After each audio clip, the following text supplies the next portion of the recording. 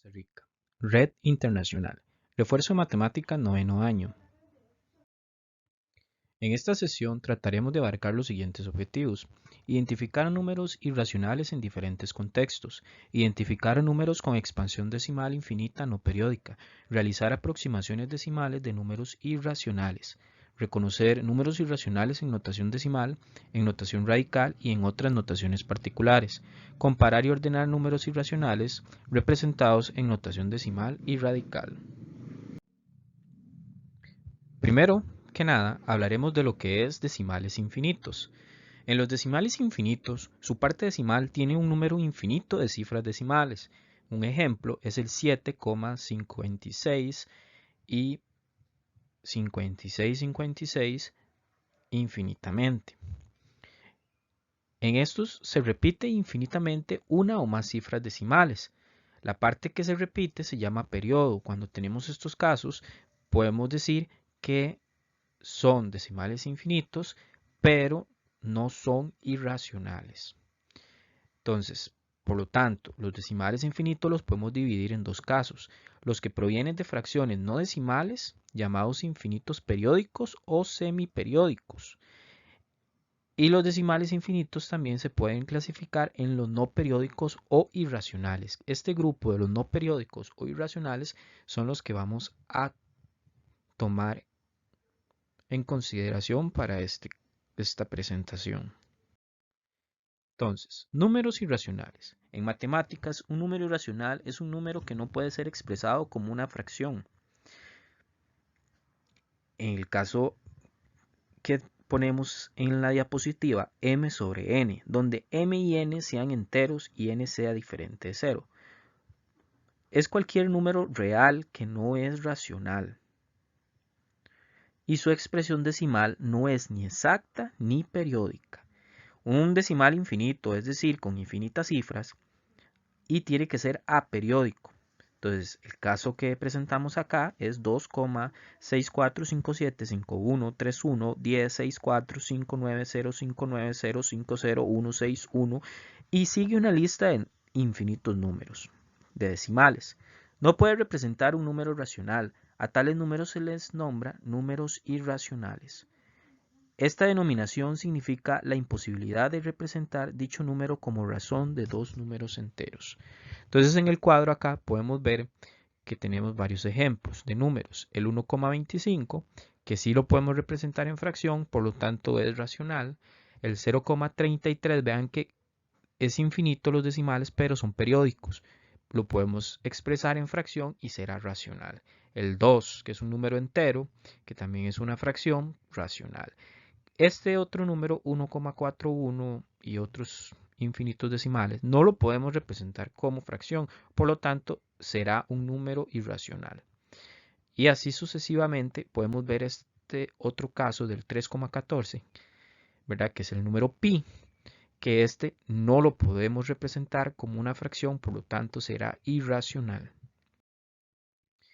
Bueno, ¿de dónde viene esto? Viene de este señor y pasó de Metaponto, que verdad, este señor nació 500 años antes de Cristo en Metaponto, ciudad griega de Magna Grecia, situada en el Golfo de Tarento, al sur de Italia actual. En su momento sintió mucha admiración por Pitágoras, a quien llamaba el gran hombre. Dentro de los pitagóricos se crearon dos grupos: el de los matemáticos, que eran los que realmente conocían la doctrina pitagórica y eran dirigidos por Pitágoras, y un grupo que se llamaba acusmáticos, que solo conocían los rudimentos de la doctrina y eran dirigidos por el propio Hipaso, este que tenemos en la imagen.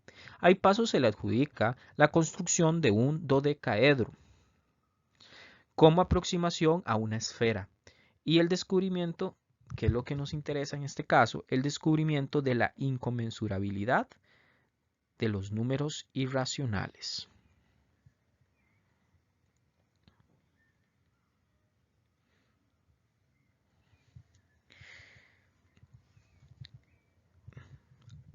A la par de los comentarios colocaré un documental que habla más o menos del descubrimiento de los números irracionales, para que lo vean.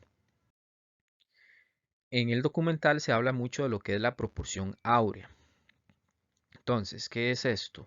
Se trata de un número algebraico irracional. Su representación decimal es infinita y no tiene periodo, o sea, no es un número racional como el que habíamos presentado, el 1/3. Esto posee muchas propiedades interesantes. Fue descubierto en la antigüedad no como una expresión aritmética, sino como la relación de proporción entre dos segmentos de una recta.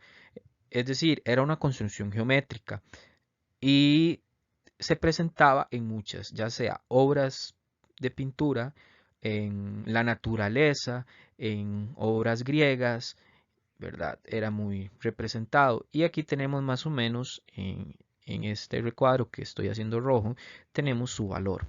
Podemos ver que sus decimales son infinitos.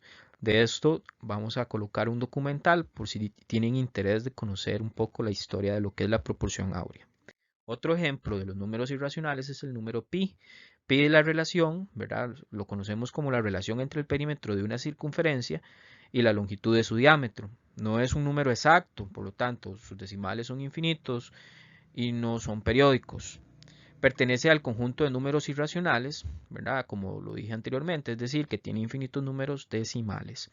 También colocaré un documental acerca de pi y de muchas cosas que han hecho con el número pi interesantes. Ok, cuando tengo un número irracional, yo tengo que decidir cómo darlo, ¿verdad? Porque no vamos a expresar infinitas decimales. Entonces, existen aproximaciones que se conocen como aproximación por exceso o defecto. Entonces, cuando yo aproximo un número irracional, yo puedo decidir ya sea aproximarlo por exceso o por defecto.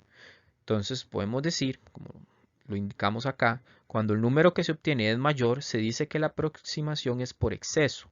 Y en el caso cuando el número que se obtiene es menor, se dice que la aproximación es por defecto. Un ejemplo acá es el pi.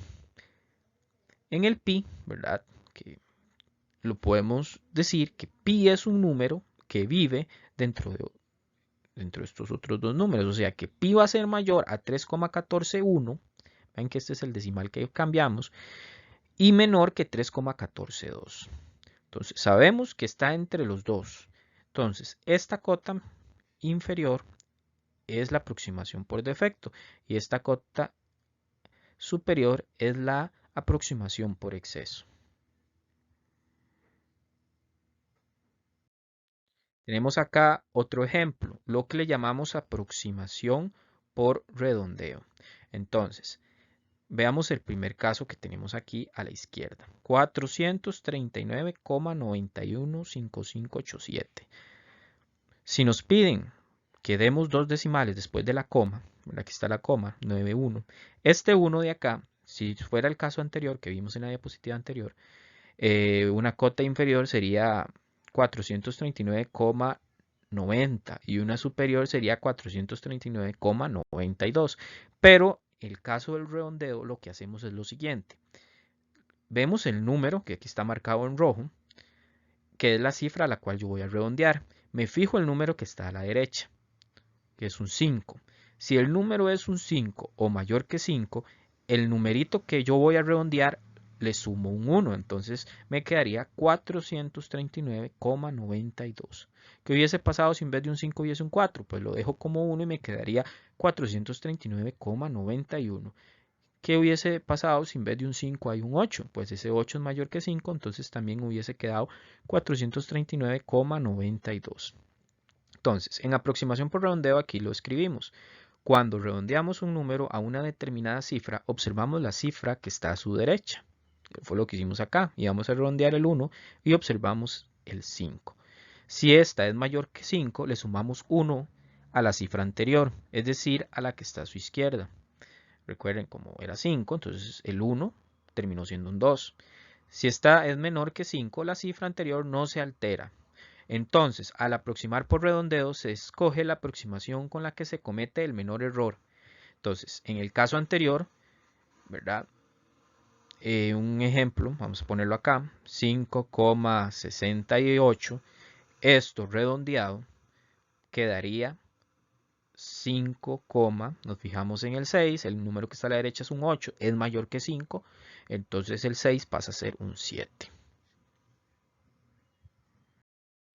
Aquí tenemos en una imagen los pasos que tendríamos que hacer para poder redondear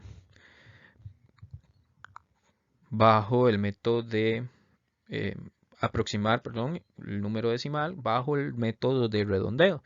Vean que el primer paso es escoger el orden al que se desea aproximar. Eso es, digamos, si aquí tenemos 5,1876, saber más o menos cuántos decimales después de la coma son los que voy a dejar. Entonces, en este caso, voy a dejar solo uno después de la coma. Entonces, vea que el que ponen de otro color es el 1. Entonces, comparar el orden a la derecha. Entonces, consideramos, vean acá, consideramos, si es menor que 5, queda igual. Si el número que está a la derecha del 1 es mayor o igual que 5, se le suma 1. Si ustedes se fijan en ese número, ¿qué hay a la par del 1? Un 8. Ese 8 es mayor que 5. Entonces, ese 1 tiene que pasar a ser 2. Por lo tanto, como dice acá, el resultado sería 5,2. Entonces, vamos a dejar unos ejercicios para que ustedes realicen en la casa. Primero, vamos a tener que diferenciar entre números. Vamos a diferenciar entre números racionales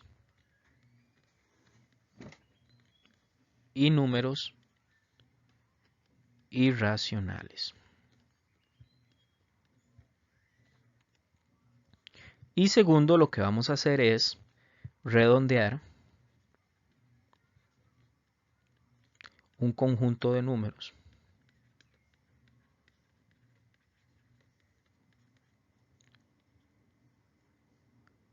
racionales e irracionales. La práctica que les voy a dejar va a estar adjunta en un link abajo del video. Y eso sería todo. Muchas gracias.